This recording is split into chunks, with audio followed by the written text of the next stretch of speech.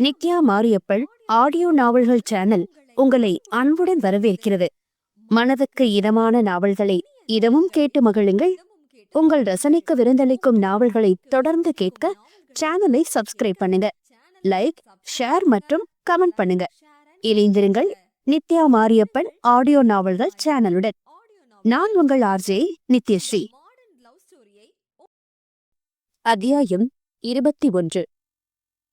காலை சூரியனின் மஞ்சள் கதிர்கள் ஜன்னல் வழியே வந்து கிருஷ்ணாவின் முகத்தை இதமாக வருடி கொடுக்க அதை அனுபவித்தபடி விழி திறந்தான் அவன். கண் திறந்ததும் எழுந்து அமர்ந்தவனுக்கு அவன் தற்போது அமர்ந்திருப்பது துளசியின் அறையில் என்பது புரியவே சில நிமிடங்கள் எடுத்தது. சுற்றி முற்றி பார்த்தவன் துளசியை தேடவே அங்கே அவளது ஸ்கார்ஃப் மட்டுமே அனாதையாக கிடந்தது. அதை வேகமாக கையில் எடுத்துக்கொண்டவன் நேற்று என்ன நடந்தது என்பதை அசை போட்டு பார்த்தான். அனைத்து காட்சிகளும் நினைவுக்கு வர இறுதியாக இதே பெட்டில் துளசியை அணைத்த காட்சி அவன் கண்முன் வரவும் கிருஷ்ணாவுக்கு பகீரென்றிருந்தது. பதட்டத்தில் அவன் மூளை கண்ணா பின்னாவென்று சிந்திக்க ஆரம்பித்தது. முந்தைய இரவை பற்றிய தாறுமாறான சிந்தனைகள் கூட, என்னடா கிருஷ் பண்ணி வச்சிருக்க? துளசி உன்னை பத்தி என்ன நினைப்பா? படிக்கிற பொண்ணுகிட்ட தேவையில்லாம பேசக்கூடாதுன்னு கண்டிஷன் போட்ட விஸ்வா இப்போ நீ பண்ணி வச்சிருக்க காரியத்தை நினைச்சா உன் மூஞ்சில காரி துப்ப மாட்டானா? அதை விடு, ஃபர்ஸ்ட் துளசியை தேடு. அவ மனசு இப்ப என்ன கஷ்டப்படுதோ என்று எண்ணியபடி துளசியை அந்த வீடு முழுவதும் தேட அவனது எண்ணங்களின் நாயகி காஃபி கோப்பைகளுடன் அவன் முன்னர் பிரசன்னமானாள்.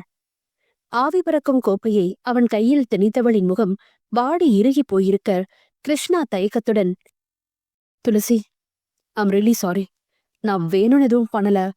உனக்கு மேல கோவம்னு எனக்கு புரியுது. நம்ம இத பத்தி பேசி ஒரு முடிவுக்கு வருவோம் என்று மெல்ல மெல்ல கூறவும் அவனை ஏறிட்டு பார்த்த துளசியின் கண்ணில் மின்னிய சீற்றத்தில் கிருஷ்ணா அரண்டு போனான். அதே சீற்றம் வார்த்தையில் வெளிப்பட, இதுக்கு மேல பேசுறதுக்கு என்ன இருக்கு கிருஷ்? நீ இப்படி நடந்துப்ப நான் நினைச்சு கூட பார்க்கல என்று அவனது நேற்றைய தெளிவற்ற நிலையை சுட்டிக்காட்டி பேச கிருஷ்ணா குற்ற உணர்ச்சியில் தலை குனிந்தான். அவனது தவிப்பை காண இயலாதவள், ஓகே, இனிமே நீ இப்படி நடந்துக்க மாட்ட நம்புற. நீ காஃபி குடிச்சிட்டு வா, பிரேக்ஃபாஸ்ட் ரெடி பண்ற என்று அதே இறுகிய குரலில் சொல்லிவிட்டு சென்றவளை நினைத்து மனதுக்குள் வருந்தினான் கிருஷ்ணா. இப்போது கூட தனது வயிற்றுப்பசியை எண்ணி சமைக்கச் செல்லும் அவளது அன்புக்கு முன்னால் தான் மிகவும் சிறியவனாகிவிட்டதை எண்ணி வருந்தியவாறே குளிக்க சென்றான். சட்டையை கழற்றி பெட்டில் வீசியவன் அதற்குள் இருந்து புகைப்படங்கள் அடங்கிய கவர் விழுந்ததை கவனிக்கவில்லை. கிருஷ்ணா குளிக்கச் சென்றதும் தனது போனை அறையிலேயே வைத்துவிட்டதை அறிந்து எடுக்க சென்ற துளசியின் கையில் சிக்கியது அந்த புகைப்படங்கள் அடங்கிய கவர். அது என்னவென்ற யோசனையுடன் கையில் எடுத்துக்கொண்டவள் கவருடன் ஹாலுக்கு சென்று சோஃபாவில் அமர்ந்தபடி அதை பிரிக்க ஆரம்பித்தாள். ராகவேந்திரனுக்கு அதிர்ச்சியை கொடுத்த புகைப்படங்கள் அதைவிட 1000 மடங்கு அதிர்ச்சியை துளசிக்கும் கொடுக்க தவறவில்லை. ஒவ்வொரு புகைப்படத்திலும் கிருஷ்ணாவுடன் இருந்த பெண் கடைசி புகைப்படத்தில் அவன் கன்னத்தில் முத்தமிடும் காட்சியை கண்டவள் அப்படியே உறைந்து விட்டாள். அது எடுக்கப்பட்ட சூழ்நிலையும் எடுத்தவர்களின் நோக்கமும் துளசிக்கும் தெரியவில்லை, ராகவேந்திரனுக்கும் தெரியவில்லை. ஆனால் துளசி ராகவேந்திரனைப் போல உடனடியாக கிருஷ்ணாவின் மீது குற்றம் சாட்ட விரும்பவில்லை. அவளை பொறுத்தவரைக்கும் காதலில் என்றுமே நம்பிக்கை முக்கியமானது. அப்படி இருக்க இந்த புகைப்படங்களை வைத்து அவளால் கிருஷ்ணாவை பற்றி தப்பாக எண்ண இயலவில்லை. இந்த புகைப்படங்கள் அனைத்தும் மார்பிங்காகத்தான் இருக்கும் என்று நம்பினாள் அவள். ஆனால் இதை பற்றி தெரிந்து கொள்ளும் ஆர்வம் உந்தி தள்ள தனது அறையை நோக்கி சென்றவளின் கால்கள் அறையினுள் நுழையும் முன்னர் பிரேக் போட்டது போல நின்றன. அதற்கு காரணம் கிருஷ்ணா யாரிடமோ போனில் கோபமாக உரையாடி கொண்டிருந்த போது உச்சரித்த வார்த்தைகள்தான். Shut up crazy. உனக்கு கிரேசி நேம் வச்சது 100% கரெக்ட். நீ என்ன நினைச்சிட்டு இருக்க? இந்த பூச்சாண்டிக்கெல்லாம் நான் பயப்படுவேனா? Chilli girl. உன்ன மாதிரி எத்தனை பேரை பார்த்திருப்பேன். ஏன் கிட்டவே ஆட்டிடியூட் காட்டுற நீ? I know everything. நானும் ஏஞ்சலினாவும் ஒன்னா இருக்கிற போட்டோ எல்லாமே நீ எடுத்ததான். நீ கத்திக்கோ கதறிக்கோ, ரொம்ப முடியலன்னா சூசைட் கூட பண்ணிக்கோ. பட் என் வாழ்க்கையில உனக்கு என்னைக்குமே இடம் இல்ல. என்னோட கரண்ட் கேர்ள் ஃப்ரெண்ட் பத்தி நீ கவலைப்பட வேண்டாம். அவளை எப்படி பார்த்துக்கணும்னு எனக்கு தெரியும். இனிமே இப்படி சில்லியா கேம் பிளே பண்ணா கிருஷ்ணாவோட இன்னொரு ரூபத்தை நீ பார்க்க வேண்டியிருக்கும் என்று உரிமை விட்டு போனை வைத்தான் கிருஷ்ணா. அரை வாயிலில் நின்ற துளசிக்கு அவனது வாய் வார்த்தை மூலமாகவே இந்த புகைப்படங்கள் அனைத்தும் உண்மையானவை என்று புரிந்துவிட்டது. கிருஷ்ணாவின் அவர்கள் ஒன்றாக இருந்தார்கள் என்ற வார்த்தையும் கரண்ட் கேர்ள் ஃப்ரெண்ட் என்ற வார்த்தையும் அவளுக்குள் மடமடவென்று கிருஷ்ணாவை பற்றிய தவறான எண்ணத்தை எழுப்பத் தொடங்க அன்று போனில் பேசிய பெண்ணின் நேத்தைக்கு நான், இன்னைக்கு நீ, நாளைக்கு வேற யாரோ என்ற வார்த்தையின் அர்த்தம் முழுவதுமாக அப்போது புரிந்தது. அதோடு சேர்த்து கோதை பாட்டியின் ஒழுக்கம் குறித்த வரையறைகள் அவள் காதில் ஒலிக்க ஆரம்பித்தன. துளசிக்குட்டி, ஒழுக்கம் இல்லாத மனுஷன் பாக்குறதுக்கு அருவருப்பா தெரிவான் என்ற முதிய பெண்மணியின் வார்த்தையில் கிருஷ்ணாவை பார்த்து முகம் செழித்தவள் அவன் அவள் அருகே வந்து நிற்கவும் அவனது முகத்தை கூட பார்க்க இஷ்டமில்லாமல் போனது. கிருஷ்ணாவோ அவளது கோபத்துக்கான காரணத்தை தவறாக ஊகித்தவன் அவள் கரத்தை பற்றியபடி, sorry Tulsi, it won't happen again. நேத்து நான் செல்ஃப் கண்ட்ரோலை இழந்து உன்கிட்ட பிஹேவ் பண்ணது தப்புதான். ஐம் ரியலி சாரி என்று கூறியபடி அவளது முன்னுச்சி கூந்தலை சரி செய்ய முயல துளசி அதற்கு மேல் பொறுக்க முடியாது அவனது கரத்தை தட்டிவிட்டாள்.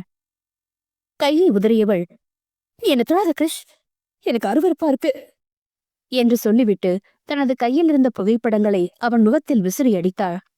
கிருஷ்ணா துளசியின் வார்த்தைகளில் காயம் பட்டிருந்தவன் தன் மேல் விழுந்த புகைப்படங்களை விரக்தியுடன் நோக்க, Tulsi, get out from my house, என் வாழ்க்கையில் இருந்துதா என்று தெளிவாக உச்சரிக்கவும் கிருஷ்ணாவுக்கு அடிமேல் அடியாக இதயத்தில் விழுந்தது. ஒன்ன மாதிரி ஒரு ஒழுக்கம் கெட்டவனை காதலிச்சதை நினைச்சா எனக்கு அருவருப்பா இருக்கு கிருஷ். இனிமே என்ன பார்க்கவோ பேசவோ நீ ட்ரை பண்ணுனா நான் செத்து போயிடுவேன் என்ற வார்த்தைகளை வாளாய் வீசி ஏற்கனவே உதிரம் சிந்தும் கிருஷ்ணாவின் இதயத்தை இன்னும் ரணமாக்கினாள். கிருஷ்ணாவோ தன் தந்தையும் சரி துளசியும் சரி வெறும் புகைப்படத்தை மட்டும் வைத்து தனது நடத்தையை சந்தேகித்து தன்னை வெறுப்பதை அறிந்து இனி யாருக்காக வாழ வேண்டுமென்ற ரீதியில் எண்ண ஆரம்பித்தான். கடைசி முயற்சியாக தன் தரப்பு நியாயத்தை விளக்க முயன்றவனாய், துளசி, இந்த போட்டோ மட்டும் வச்சு என்ன என் கேரக்டரை தப்புன்னு முடிவு பண்ணாத ப்ளீஸ், நான் நீ நினைக்கிற மாதிரி என்று பேச ஆரம்பித்தவனை கை உயர்த்தி தடுத்தாள் துளசி. என் பாட்டி ஒழுக்கத்தை மனுஷ உடம்ப சுத்தி இருக்கிற தோல் மாதிரி சொல்லுவாங்க கிருஷ். ஆனா உனக்கு அது உடம்பு மேல நீ போட்டிருக்க சட்ட மாதிரி. இஷ்டப்படுறப்ப கழட்டி போட்டுடுவல என்றவளின் வார்த்தையில் அவனுக்கும் கோபம் வரவே கைமுஷ்டி இறுகவும் அதை கட்டுப்படுத்தி கொண்டான் கிருஷ்ணா. இனிமே என் வாழ்க்கையில காதலுங்கிற விஷயத்த நான் நம்பவே போறதில்ல. என்னோட கண்மூடித்தனமான காதல நான் தகுதியே இல்லாத ஒருத்த மேல வச்சுட்டேன். இனி அந்த காதல் எனக்கு தேவையில்ல, நீ எனக்கு தேவையில்ல. மரியாதையா வெளியே போயிடு கிருஷ், இல்லைன்னா நான் என்ன பண்ணுவேன்னு எனக்கே தெரியாது. இவள் புரிந்துதான் பேசுகிறாளா என்று எரிச்சலுற்றான் கிருஷ்ணா. நேற்றைய இரவில் நடந்த சம்பவங்களை அவன் அனுமானித்தபடி பார்த்தாள். துளசி முழுவதுமாய் கிருஷ்ணனின் துளசியாய் மாறிவிட்டிருந்தாள், உடலாலும் மனதாலும். அப்படியிருக்க இவள் எடுத்தேன் கவிழ்த்தேன் என்று பேசுவது கிருஷ்ணாவுக்கு கோபத்தை மூட்டியது. ஆனால் கிருஷ்ணாவால் தான் என்றுமே துளசியின் மீது கோபத்தை காட்ட முடியாதே. அதோடு அவள் செத்து விடுவேன் என்று சொன்னதில் ஆடிப் போயிருந்தவனுக்கு நன்றாகவே தெரியும் துளசி சொன்னதை செய்துவிடுவாய் என்று. அதோடு ஒழுக்கம் பற்றிய அவளது வரையறைகளும் அவன் அறிந்ததே. இதற்கு மேல் அவளிடம் பேசி புரிய வைக்க அவனுக்குமே திராணி இல்லை. அவள் தான் சொல்லும் எதையும் காது கொடுத்து கேட்க தயாராக இல்லை என்ற எண்ணமே அவனுக்குள் பெரும் வழியை உண்டாக்க சட்டையை மாட்டிக்கொண்டான் கிருஷ்ணா. துளசியின் இதயம் தனது காதல் பொய்த்துப்போன துயரத்தில் அழுது கொண்டிருக்க அவளது கண்ணிலும் கண்ணீர் தாரையாய் ஊற்றெடுத்து பெருகியது. எத்தனை கனவுகள் அவளது ராஜகுமாரனை பற்றி அவள் கண்டிருப்பாள். அத்தனையும் ஒரு நொடியில் பொய்யாய் போன வேதனையில் மௌனமாக கண்ணீர் வடித்தாள் அவள். கிருஷ்ணா அனைத்தும் உண்மையாகவே முடிந்து விட்டதா என்ற வேதனை கலந்த கேள்வியுடன் அந்த அறையை விட்டு வெளியேற வாயிலுக்கு சென்றவனை துளசியின் குரல் தடுத்து நிறுத்தியது. ஏ வாழ்க்கையில இனிமே நான் உன்னை பார்க்கவே கூடாது கிருஷ் என்ற துளசியின் வார்த்தையில் திரும்பி அவளை கூர்மையாக பார்த்தவன் நிதானமான குரலில் அவனது தரப்பை விலக்கிவிட்டான். நேத்து நைட் நடந்த இன்சிடென்ட்டோட சீரியஸ்னஸ் புரியாம பேசுறவனோட சின்ன பிள்ளைத்தனத்தை பார்த்தா எனக்கு எரிச்சலா வருது. நல்லா கேட்டுக்கோ, நானா உன்னை பாக்குறதுக்கு இனிமே ஊட்டிக்கு வரப்போறதில்ல துளசி. ஆனா நீயா என்னைக்கு என் கண்ணு முன்னாடி வர்றியோ அன்னைக்கு உன்னோட இந்த பிடிவாதத்தை நான் மதிக்கவே போறதில்ல. அப்ப நீ என்னை ஏத்துக்கிட்டுதான் ஆகணும். துளசி கண்ணீரை துடைத்து கொண்டவள், ஓகே, அதே மாதிரி தப்பி தவறி நீ என் கண்ணில் பட்டேன் வையே, அதுக்கப்புறம் நிரந்தரமா என்ன நீ பார்க்கவோ என் வாழ்க்கையில தலையிடவோ கூடாது என்று தெளிவான குரலில் கூறிவிட கிருஷ்ணா சரி என்று தலையசைத்தவன் அங்கிருந்து அகன்று அவள் கண்ணிலிருந்து மறைந்தான். அவனது கார் கிளம்பும் சத்தம் கேட்கவும் மனதுக்குள், இனிமே இந்த காரோட சத்தத்தை நான் கேட்கவே போறதில்ல என்று எண்ணும் போதே அவளின் விழியில் கண்ணீர் கடல். இடிந்து போய் அங்கேயே அமர்ந்தவள் கண்ணீர் உகுத்தபடி மாலை வரை அங்கேயே சிலையாய் சமைந்து விட்டாள். உணர்வற்றவளாய் இருந்தவளின் செவியில், துளசிக்குட்டிக்கு என்னாச்சு என்ற தந்தை ஜனார்த்தனின் குரல் விழவும் உடனே வியூ பாயிண்ட்டுக்கு சென்று அவர்களிடம் தனது சோகத்தை சொல்லி கதற வேண்டுமென்று எழுந்தவளின் கால்கள் ஏதோ மனம் போன போக்கில் நடக்க ஆரம்பித்தது. வானம் கருமேகங்களுடன் இருண்ட கடலாய் காட்சியளித்தது.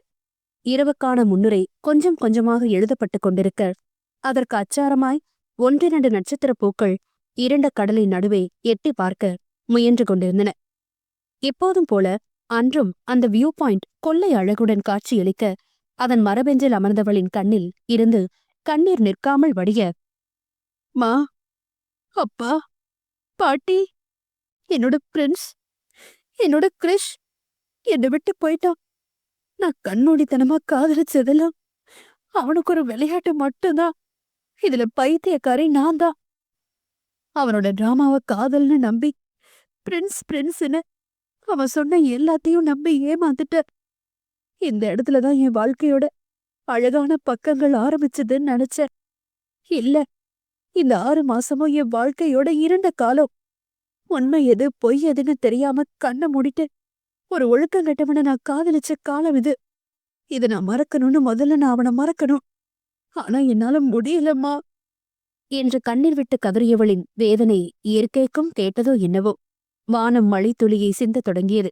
அவளது கண்ணீருக்கு இணையாய் வானமும் மழையை கொட்ட ஆரம்பிக்க, கிருஷ்ணா என்ற கிருஷ்ணாவை நினைத்து கடைசியாய் கதறியவளின் குரல் 6 வருடங்களுக்குப் பின்னர் இன்னும் துளசியின் காதில் ஒலித்தது. இந்த 6 வருடங்களில் எண்ணற்ற முறை இதே வியூ பாயிண்ட்டுக்கு வந்திருக்கிறாள்.